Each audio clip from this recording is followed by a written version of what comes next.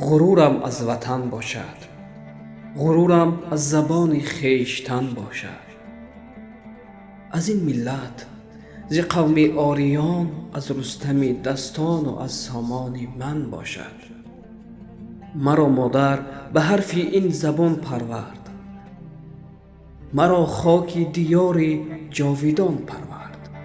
مرا چون پاره لعل بدخشان همچو جان پرورد.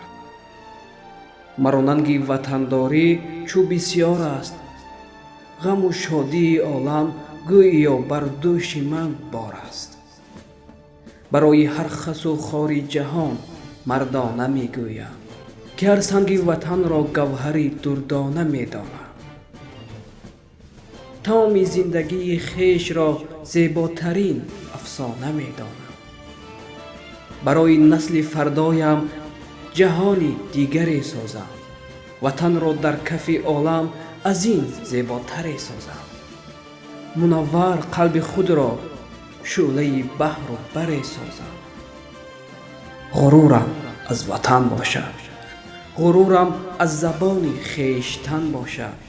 از این ملت ز قوم آریان، از رستم دستان و از سامان من باشد.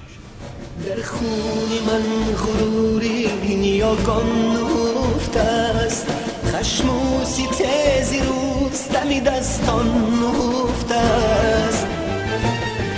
در خون من غروری نیاگان نهفته است، خشم و ستیز رستم دستان نهفته است.